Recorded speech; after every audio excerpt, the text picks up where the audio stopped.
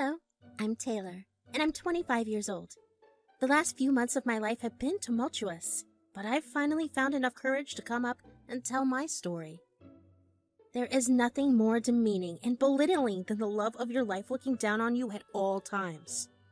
Unfortunately, I was subjected to such toxic situations for almost a whole year. When I was working as a barista, a handsome young man used to visit me every day. I would come to learn that his name was Robert, or Rob for short. Rob worked as a programmer in a company near the cafe, and so we would see each other quite often. One day, he wrote a cute little note to me that he only came to the cafe so he could see me. I was bemused and blushed like a little girl. Soon we talked and he asked me out. 6 months into dating, we were convinced we should get married. Now, over a year after that, I advise all women to try and get to know the person a bit longer before deciding to marry. So, where did it all start? I suppose it was the little things. Taylor! Sweetie, the coffee is rank, love. Can you make one again? Come on now, use your barista skills. You know, this is like the exact same coffee you love at the cafe, right? Anyway, what's wrong with it? I thought it was okay. It's just how you like it. It's the milk. I don't like it. Did you check the expiry date?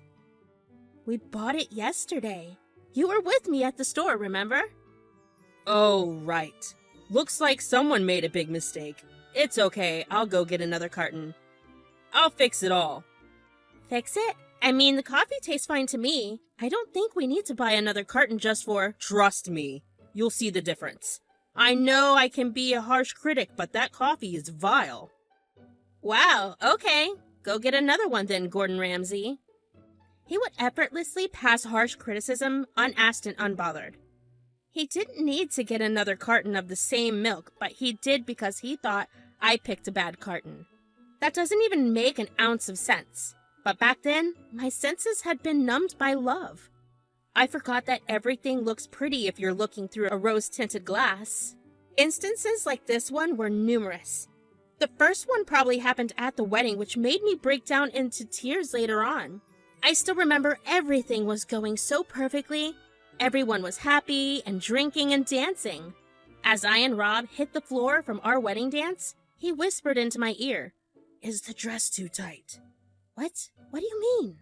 I mean, everyone can see your stomach being out a bit. Is it too tight? Or are you just bloated? I'm fine, Rob. And the dress is fine too. I don't know why you would ask that. Oh, I didn't mean it like that. I just wondered if you're uncomfortable is all. The wedding dinner was delicious. Even I almost ate too much. No, I'm okay. I didn't eat so much. You know I can't move around with a lot of food in me. This dance is all I need right now. Oh yes, it's all you need and all I need. We'll eat the cake later though, okay? Just a single slice. Okay. Just focus, darling. You're stepping on me. The conversation was awkward, and I was glad nobody else heard it at the time. Rob was extremely weird at the time, and I couldn't put my finger on why. The wedding was over soon, and we went home in our car. He immediately fell asleep and didn't talk to me for the rest of the night. I was tired too, but I wish he'd at least say goodnight. Either way, that was the first time he said anything like that. It all started getting worse when I finally got a better job. I always wanted to be a hairdresser, and I'd learned from professionals, but I ran out of funds midway and couldn't find space to pursue it. When I finally got a chance from this local salon, Rob didn't seem too excited about it. But don't you like being a barista? I mean, I don't hate it. It's not my dream job, though. I've told you this. Yeah, you did, but I never thought you'd actually go for it. Wouldn't that be a huge decision? It's not that huge, really. They pay better, and I'll finally do something I love. Sounds like a good deal to me. So working there would mean having to style men's hair as well? Other men would come to you and get their hair done. Yes. That's part of the job too, sweetie. But don't think too much of it. It's just a job. Everyone likes nice hair. Well, I'm not comfortable with you touching and styling other men's hair. What? It's just hair, Rob. It's not a big deal. It's how this job works. But you're my wife, and you'll do as I say. I can't have you styling other men's hair. It's weird and unfaithful. How is that unfaithful, honey? It's just a professional role. It's business. It's nothing more. Why are you thinking so much about this? Look, I don't know. I can't have you doing this. What will my friends say? If they found out that my wife was out there styling other men's hair, it's not how this marriage thing works. Look, there's sacrifice, okay? If you have to, keep being a barista the rest of your life, but this hair thing doesn't sit right with me. Can't you just specialize in women's hair? I specialize in both, Rob. My job needs me to. I won't get a job if I set up a restriction like that. Then don't take it. It sounds so stupid anyway. You don't need it. Being a barista is a perfectly respectable job. It is, but Enough! I don't want to hear about this any longer. You're stressing me out. I'm gonna go to work and we'll talk about this at night, okay? Bye. And with that, he just left. I was so lost in that moment. What was I supposed to do? Talk to the work people or not? Was I endangering my relationship if I went for my dream job? It's so odd. I had so many male colleagues and friends over the past few years. He'd never seemed so off about something like this before. Now suddenly he didn't want me working because I might have to deal with men's hair? It was confusing. I'd already quit my old job because I needed some space to adjust to the marriage and just wanted to get into hairdressing. I thought I'd surprise him with the news if I ever got the job, but it didn't look like he wasn't very pleasantly surprised about it all. It was honestly sad. The day rolled into evening. I just spent my time sleeping and drinking some coffee. Around dinner time, he showed up at the house and looked a bit tipsy. He was late, so I assumed he went for some drinks with his colleagues after work. As soon as he sat down, he started talking. Hey, sweetie, look, I want to say one thing to you. I waited for him to complete. I may be a bit stringent, but I absolutely love you. You can do whatever you want with your life. I personally give you that freedom. I give you my permission, okay? But we have to make a deal. What deal, Rob? You won't be becoming a hairdresser, okay? I don't like the profession. I don't like my wife working with other men. I don't like you dressing up other people's hair. It's just not my thing. So I don't care what you do. Go open a business selling coffee or beans or something, but you're not getting into hairdressing. And what if I really want to be a hairdresser, Rob? Then you have my permission to leave my house and go live in whatever little apartment you were renting out earlier. I couldn't believe he just said that. Drunk or not, this man was no longer the one I knew. Or maybe I was wrong. Maybe he was always this man and I was merely seeing him in his true ways for the first time. I couldn't decide if I was being stupid then or if I had been stupid when I married him. I couldn't take it anymore and just stormed away from him at the time and locked myself in the bedroom.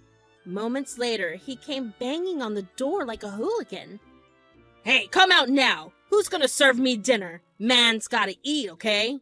The food's right there. Take it and eat yourself. No, it's your job to handle the food. Mine is to handle the money. I mean, I didn't ask you to quit your stupid barista job. You looked cute doing it. Now come here and serve me something so I can sleep well. I'm not talking to you, Rob. Serve yourself. Fine. Do as you like. You're not gonna last long in there, you know. You have to face the truth. You're kind of a freeloader right now, and I'm not letting you take that stupid job, so just saying, consider your options carefully. I cried. Tears streamed down my face like a dam broke loose. I couldn't hold it in. The humiliation at the hands of my own husband. It was terrible because I couldn't recognize myself in that moment. Who was I? Was I a freeloader? Did I marry him for an easier life as a housewife? I knew those things were never on my mind as I worked as a barista, and those things were never on my mind as I married him. Why was I suddenly questioning myself then? It was all in his words. The harsh, hurtful things he said. I realized that even terribly untrue things could sound real too if they come from someone you love enough. I couldn't believe what was happening. My only escape was sleeping, and so I cried myself to sleep that night. By morning, things had become less chaotic. Good morning. God, I have a headache. What happened last night? Why did I fall asleep on the couch? I don't want to talk to you, Rob. I brushed past him and didn't even look him in the face. I didn't recognize the man anymore. Hey! What's with the attitude? What happened? What happened? You're seriously asking me what happened? You came back home drunk, Rob. You berated me and yelled at me. You called me horrible things. Whoa, what's with the tone? Stop yelling, my head hurts enough already. I'm sorry, okay? I had a little too much to drink, it happens to people. I wasn't myself, I don't even remember what I said. Yeah, it shows how much accountability you hold over your own head. Hey, enough, okay? I'm very accountable. I work for this household and I'm just a freeloader, right? Just eating and living here for free when you go out there and work hard for us, isn't that right, Rob? I didn't say that. You're saying that. I don't think that. You're my wife. You have every right to do whatever you like. Except for work. Look, I'm in no mood to discuss this whole change in career thing again, okay? You seemed like you were in plenty of mood last night. I was drunk. How many times do I have to say that? The guys made me have a little too much. Otherwise what? Otherwise, I'd remember what I even said. I'm sure I didn't mean any of those things I said there. Please, trust me. Trust you? You've made it so difficult to trust you right now, Rob. You have no idea how impossible it feels just to trust you, in your words again. Let me be. I need some space right now. I can't say he politely obliged my request to have some space. He still tried to get up all in my face and trying to force the topic. It was so infuriating. When I wanted to talk about something, but he didn't, we just didn't talk about it. But when I wanted to have some space, suddenly the issue was of grave importance. How could this possibly function? I didn't know how to deal with any of this. I'd been in relationships before, but never had such a small issue created so much havoc in my life. All I wanted to do was work.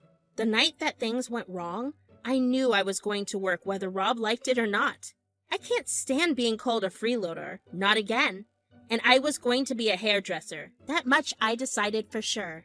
That evening, Rob decided to take me out for dinner to help his chances of me talking to him again. I thought it was a bad idea to talk about my decision in public. I couldn't count on him to not start yelling, and so I waited. But things took an ugly turn regardless. Is it me, or was that waiter giving us some weird looks? What? What waiter? Our waiter. You know, the guy who took the order? I think he was looking at you a bit funny. Oh my God, Rob. Relax. I don't think he was looking at me funny at all. He took the order and left. He was just doing his job. Fine. Forget about it. Tell me, what do you think about this place? I handpicked it for you, you know? Had to pull some strings to get us this table. It's nice. Seems a bit fancy to me. It's not exactly my type, but I like it. It's not your type? Sweetie, any other woman would die to have some fancy dinner in a place like this. Why isn't it your type? I mean, I get it. It doesn't have the peaceful, casual vibe of your cafe, but it's still pretty cool. Since when did you start talking like that, Rob? Any other woman? Of course, it's not like the cafe is not supposed to be. I'm just not a fan of fancy places that overcharge you for a bowl of fries. Relax. I can afford it. Leave it to the man of the house. Fine, Rob. Do as you like. I could swear Rob had started using such phrases more and more often, as if I was a unit of comparison to other women or his expectations. We ate silently for a while and the bill came. He sort of lost his mind over the tip. He did not want to give our waiter any of his dime. I hope you're not expecting a big tip. Oh, I'm sorry, sir. Was there any problem with your experience? Yes. You kept looking at my wife all funny. What's going on? I'm sorry, sir. I don't know what you're talking about. I've not been looking at your wife at all. Oh, nonsense! He yelled and got off his chair. Suddenly, everyone dropped their spoons and forks and turned around to look at our table. I felt as if I was going to melt the floor out of sheer embarrassment. I've paid you for the food, and I've paid my compliments to the chef, but you don't deserve a dime from my pockets, and you don't deserve an ounce of my respect. You are just some worthless waiter, and I— Sir, excuse me. Please, you can't talk to my staff like this. Can I please know what the problem is? Oh, you're the manager? Your staff was looking at my wife all funny. Sir, ma'am, we're sorry. I'm sure there's been some sort of misunderstanding. Oh, no, it's okay. Please don't. It's okay, darling. I got this. Look, this guy needs to say he's sorry or I'm not leaving. But, sir, I didn't. Just admit that you did it and say sorry. Just do it, man. Sir, I apologize for my behavior. The poor man was nearly in tears. The crowd was not having any of Rob's drama, and I was getting scornful looks from all over the place. Every table had a set of vengeful eyes looking at us. I just wanted to get out of there. I'm sorry for the terrible experience. That's like a good boy. And as we left, the whole restaurant looked at us. The staff, the customers, everyone. I couldn't bear it. The ride home was completely silent. The whole scene at the restaurant was a complete nightmare, but one good thing had come out of it. I knew what I had to do now. As soon as we reached home, Rob collapsed on the couch and turned on the TV. I went in our room and called my mother. I told her I'd be catching a taxi to go to hers for the night, and then I started packing. Rob must have heard the commotion and came storming in.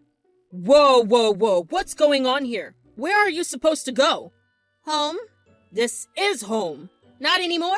I can't stand it. I can't stand you. I'm leaving. What? For the waiter guy? Really? You're doing this for him? For him? You maniac! I don't know him. I'm doing this because you've lost your mind. Who does that? Everyone was looking at us. You made the guy cry. It was so embarrassing. You don't get it, do you? You have to win every argument or you're the smaller person. I can't live with someone like that. What? That makes no sense. Hey, please don't leave. I was already done packing by the time he asked me not to go. I squeezed the handle of my bag and started strolling it across the house. Rob chased me trying to convince me, but his way of convincing was different. It came from a place of anger and rejection instead of regret. Where are you going to? Who are you going to live with? Your stupid friends? That's not gonna work and you know it. I'll go wherever I want to, you little man-child. Now let me be. Taylor, you're not thinking. You need me. I need you. Please, stay. I don't need you.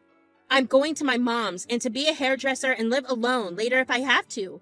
I'll die alone before needing you.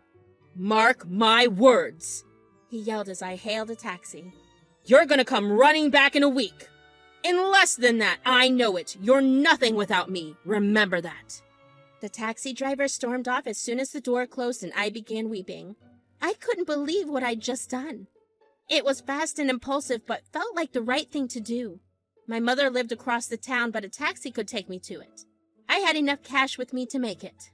When I finally reached my home in about an hour, I cried in my mom's arms and told her the whole story. She seemed very surprised by Rob's behavior too, but gave me comfort anyway. She'd never been the type to abandon anyone, even in their worst time. She convinced me to take the final step and get rid of that guy for good. It wasn't an easy step, but it had to be done.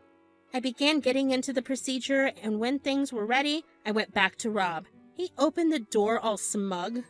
See? I told you. Back in no time. Welcome home, honey. It's okay. I forgive you. Hold your horses, Rob. I'm not back home. Then what is it? Are you worried about me? No. I threw the papers and they fell to the ground. He kneeled down and picked them up. Reading them, he gave me an angry glare. Divorce, Rob. Sign them. Send them over. This is over. Goodbye. But... No, you don't get a say. Not anymore. I don't want to fight. I have no energy. Nothing will change my mind. Goodbye. My mind was all made up, and I left, and the next time I saw him was in court. We discussed our terms and separated for good. He tried to convince me again and again, but I wasn't going to budge. Took me months to settle down. Somehow, I didn't even miss being with him. Getting a new job and going to work from my mom's home was difficult. After all, the salon and my mom's home were miles apart, but I pulled it off anyway.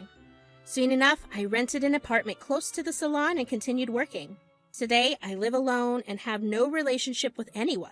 I see my friends every once in a while, but that's okay. Being alone isn't the best, but it's still better than being with someone like Rob. And I still have my dream job, so I'm more than happy.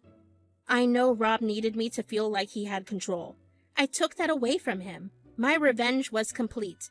The maniac was powerless now.